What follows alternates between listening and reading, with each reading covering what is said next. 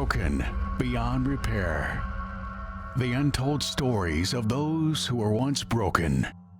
This is Broken Beyond Repair, where we talk to people who have gone through experiences in life where a normal person wouldn't expect them to recover. Like the phrase says, broken beyond repair. There's no way to fix them. There's no way for them to come back, to recover from what they're going through. These are the three people that we have today. Noah, Osvaldo, and I forgot your name. Felicia, an amazing name. So Felicia, Noah, and Osvaldo. Right now, I want you to look at some highlights about Noah's life.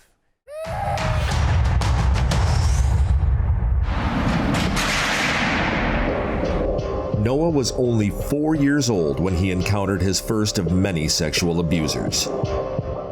After countless unsuccessful therapy sessions, he eventually turned to drugs at the age of 9.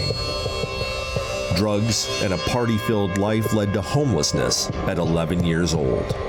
He ate out of dumpsters to survive. As a result of living the fast life, Noah was imprisoned for the first of 14 times at age 16. Having no hope for a better future and going deeper into depression, Noah began to look to suicide as an escape from his horrific life. Who would believe that someone with such a past could start anew? Stay tuned to hear how Noah's life took a 180-degree turn for the better.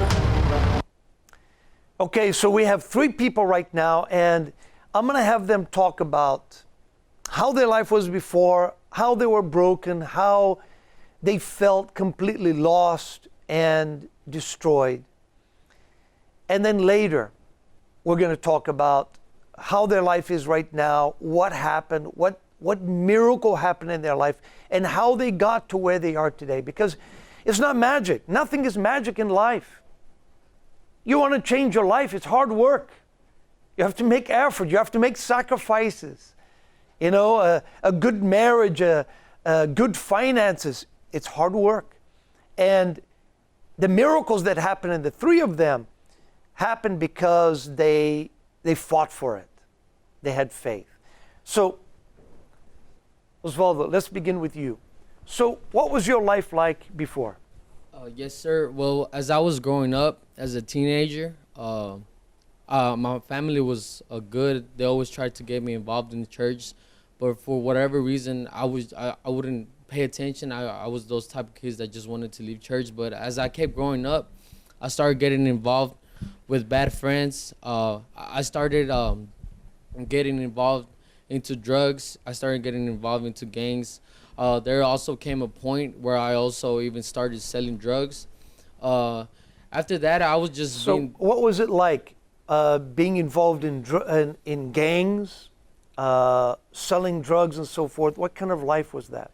It was a bad life. At the moment, I felt like I had everything because, well, that's what at least that's what I believed, that I had everything. But it was bad because I was going through a lot, because I was being every time I didn't have the drugs that I was consuming on me, I would come home and I would give my parents problems. Also being in gangs, it was just trouble. Like you couldn't even be at peace, like hanging out with your friends like a normal teenager without worrying about others coming to start problems with you. So being in a gang, there's fights. There's fights. There's problems, and it's like you used to carry a gun. Yes, I used to carry guns. Also, some of my friends, like, they were crazy. They would start shooting at other people, which it sounds like to a teenager it sounds fun, but it's actually not. You're risking your life. You're risking your life. You're putting your life in danger. Not only your life, but you're putting other people in danger. So as the problems were continuing, I started to get involved with the police.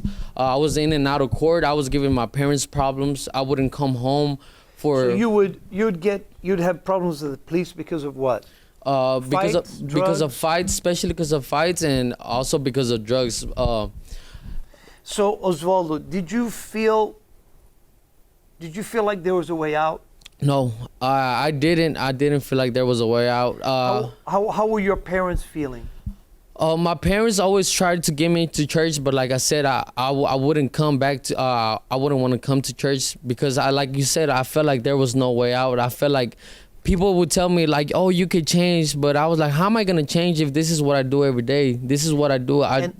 And how, do you know how your mother felt during that time? Have you ever talked to her? Yes, actually, well, I used to live with my dad. My dad always, I put him through a lot of trouble, like a lot of struggle, because he was always worried about me. Like I said, I wouldn't come home for days. He would always call me, try to call my friends. I know I used to see my dad cry whenever I used to get back home because he was so worried. So let me jump in a minute. We're going to talk to Felicia right now. Maybe you are a mother or a father and you're crying. Your child, your son or your daughter is like Osvaldo, out of control. You know, you tried to teach him good things. You're tried to raise him in the church, but he or she went off on their own and they have their own ideas. So there is hope. Felicia, what was going on with you? You've been in the church just 2 or 3 months, right? Yes. So hold the mic a little bit closer. How was your life? You just moved here recently to Houston? From Auburn, Washington. And how was your life when you moved here? It's been a struggle from moving to Washington, Auburn, Washington to here. Just trying to find out exactly where we need to be. We was homeless, living out of a hotel.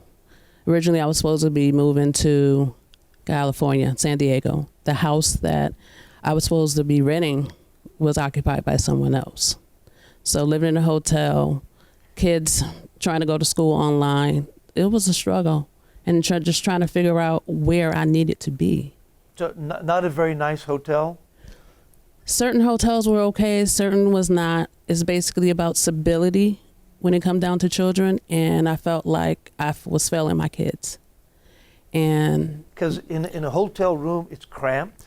It's one room, and it's 8 of us. It was 8 of us, 7, 8. How are you feeling? I'm feeling very blessed right now. I mean, before at that time, how were you feeling? I was feeling like I needed a way out. I needed a solution. And were you depressed? Were you sad? Were you frustrated? I was frustrated. Just not being able to find something for my kids and moving from hotel to hotel. That's not good on any child. Mm-hmm. And just looking at them and they looking at me for answer. I'm mommy. I have to have the answer. Right. So I prayed. Is this something that had happened before in your life or your family? Things like this, financial problems, homelessness? No. So as you're going through this, were you having a struggle with your faith? I want to say a little bit. Mm-hmm. I prayed and I prayed and I prayed and I prayed. And I just asked God, please direct me where I need to be. So at one point, did it seem like just things were not working out for you? You weren't able to find a place for your family. You weren't able to find a place to live. You were just kind of stuck in limbo. I was. I felt like that. And like I said, I just prayed. I prayed to God, please, if this is where I need to be, direct me. So it was you and how many kids? 7. 7 kids. 7. So that's no joke. No joke. Is it? Let's go to Noah right now. Noah's going to talk. Noah, how old are you right now? 34. 34. Yes, sir. So how has your life been? Just kind of go through. When you were very young, It's been molested, right? Yeah, from the very beginning, my first memories are, my mom said when I was a baby, I would bang my head on the sidewalk and she'd put me in the grass and I'd bang my head once and go to the sidewalk again. I was possessed. But yeah, from the very, very beginning of my life, it's just always been just one crazy thing after another, and just a lot of, just unusual experiences that I feel are kind of way too common too at the same time. Like, even though I have so much going on, I feel like my story is kind of too much the story of almost every person. Yes, a lot of people are going through this type of thing. So you were molested? Yeah. Just kind of go through the different things that you went through. Well, there was a lot of like my stepdad and my mom, raised me, and there was a lot of love, a lot of hugs and stuff, but there was also a lot of rage and, family problems. We just didn't have, very much money, and just grew up, poor, and it was, I was full of rage, and I would abuse my brothers and my sisters, and so at what time did you start seeing psychiatrists and counselors? When I was about 6 years old, when I started in first grade, they diagnosed me ADHD, and I started seeing psychiatrists, and it was like I had two sides to me. I was this little angel sometimes, and then I was this little terror, and they could never, my whole life, they prescribed me all kinds of medication, diagnosed me this, diagnosed me that, diagnosed me the other, and, none of it ever helped. None of it was ever the answer. None of it, there was, the psychology failed because it wasn't a psychological problem. So then you started smoking cigarettes, then marijuana, but yes. at a certain age in your early 20s, you started hard drugs. Well, I started hard drugs before then, but yeah, and you started shooting up. I was shooting up. Injecting. Yeah, right? There was even times I would, spill it in the dirt and still pick it up, and who knows what was in that dirt. People tried to even kill me, and I still wouldn't stop, And, God's kept me so here. So you were injecting what, heroin or? Heroin, meth, coke, So how was your life at that time? I could have been at home, living with my grandpa, living with my family that loved me, and because I didn't want to disrespect my grandpa's house by doing drugs in his house, I was out living on the street, eating out of trash cans, like it was normal. Trash cans, and... You didn't want to stay at home. No, you wanted to be on the street. I wanted to be on the streets until one day I realized, you had a home, a proper home with a bed, food, but you wanted to be on the street. Because it's like a demon was possessing you. Yes. Right? Yeah. Controlling you. You had a safe place to be, but you didn't want to be there. No, yeah, and even after I woke up and realized. That I had a safe place to be, and I was walking. I was gonna walk all the way across town to go home, and that's when Satan, the demons, were coming onto me, and I even found a rope by a bridge trying to get me to hang myself. And so Noah, I couldn't say you it. had suicidal thoughts. You had depression. You went to jail about 14 times. I don't even know how many times, but for sure, but at least 14. And I'll go to jail over things that. It's like I'm not even doing anything wrong, and then they'll take me and it'll blow up into this whole thing. It's like a curse, I've got like 4 or 5 PIs, and 3 of them, as public intoxication. I wasn't even intoxicated, and I'm still going to jail, and And then there was a time that you were going to churches, but churches didn't believe. No. They didn't know how to pray for you. They didn't know how to talk to you. They just thought you were going insane. Yeah. Or I was on drugs, or I don't know what they thought. I don't understand. So we're going to come back and have you finish in a minute. This is broken beyond repair. So Felicia, 7 kids and just living in a hotel and not knowing what was going to happen. And, a mother feeling like, I'm doing this to my kids. My kids are being traumatized. They're suffering because of me. A big responsibility.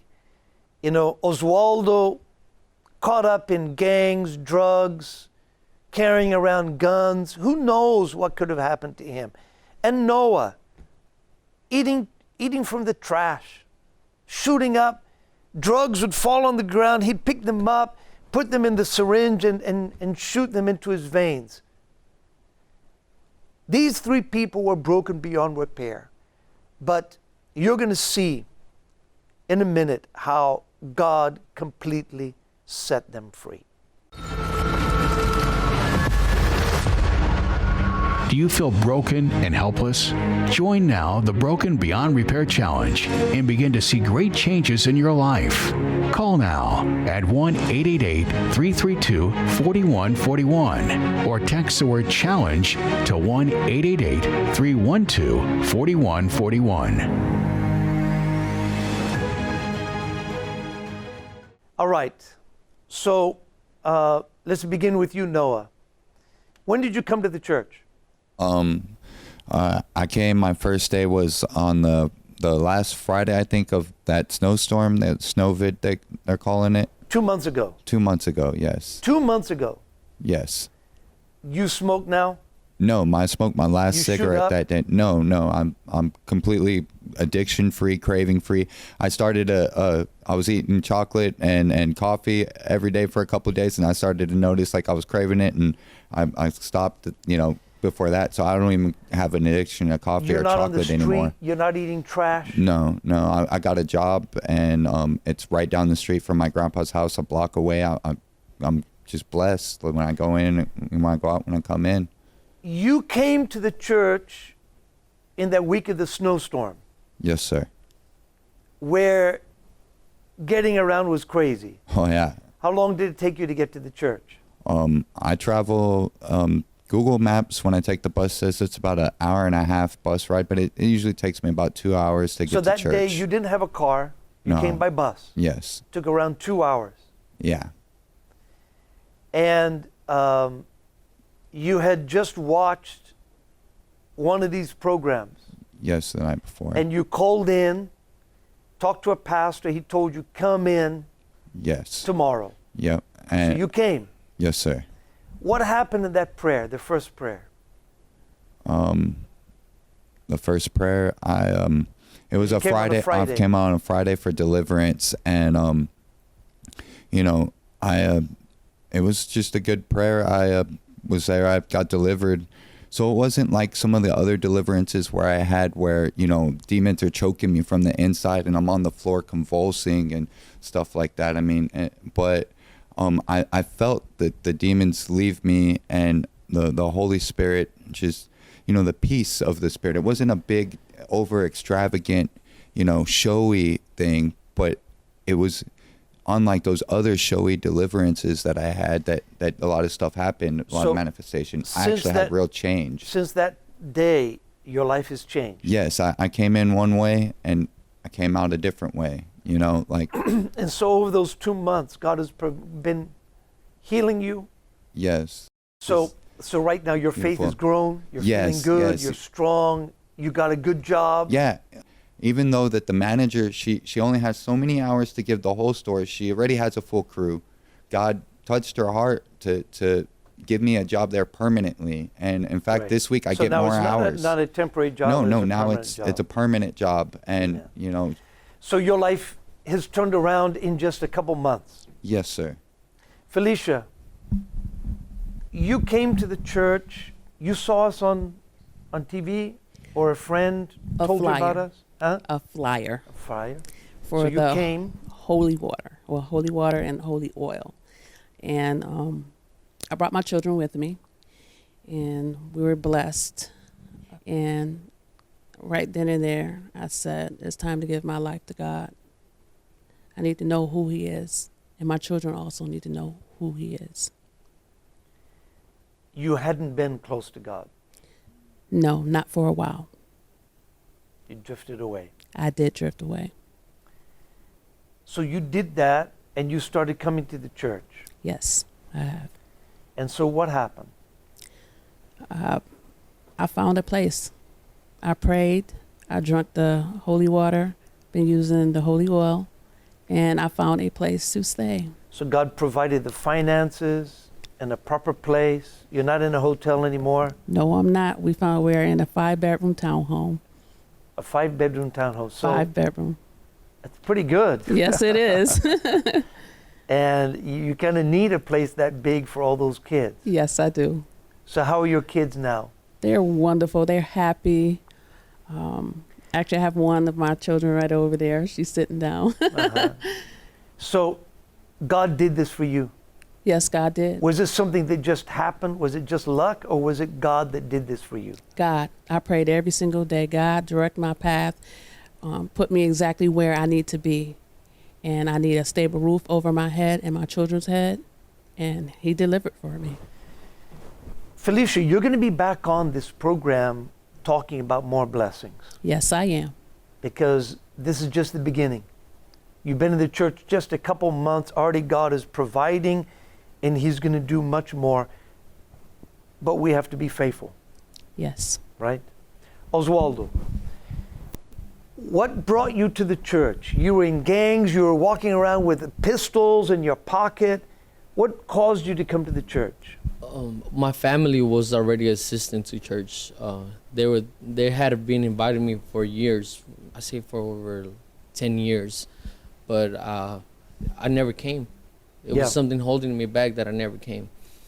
But one day, that everything was happening whenever I was a teenager. Whenever I came as an adult, I realized that it wasn't no more fun. I was already an adult, so I was like, man, I have to grow up. I wanted to change my life because I was tired. So you're tired of the gangs, tired of the drugs, I was tired of all the drama? of the gangs, of all the drama, especially drugs, especially marijuana, because I tried to stop smoking marijuana for years, trying to change, and then I was never able to.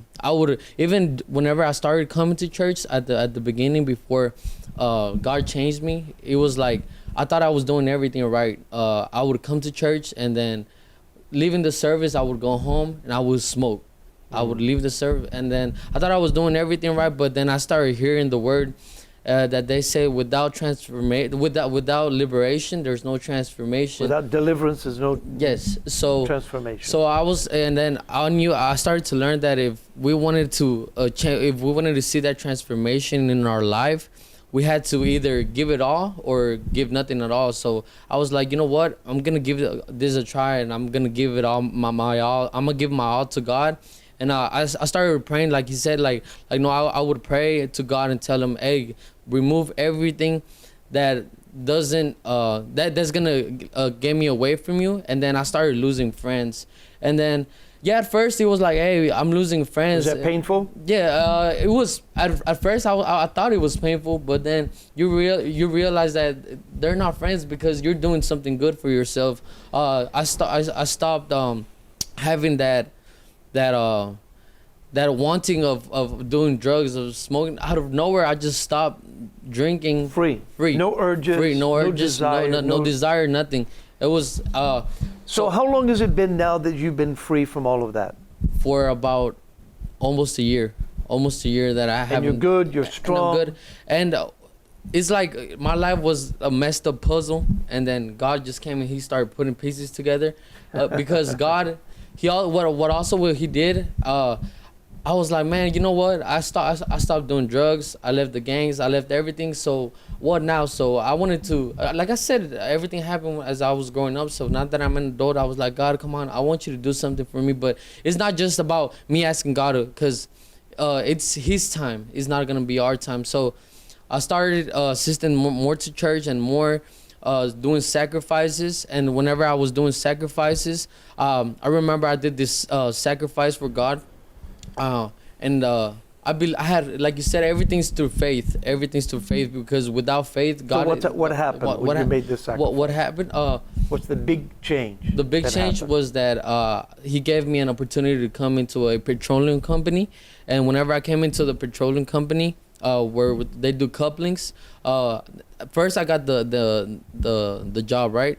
And as months passed by, there's people that were working there for years, and then he blessed me with now I'm in charge of a department for plating. Amen. and it's in a big company, which So is it's like- amazing. It's amazing So how God You're in a works. big position. God gave you favor, and you're in a position that you shouldn't be in. that I God shouldn't be in, blessed but you. God blessed me because He moves mountains. So, Felicia, Oswaldo, and Noah, 3 people who were broken beyond repair. Now they've been repaired, but it's not the end of their story. God is going to do much more. And God is able to do the same in your life.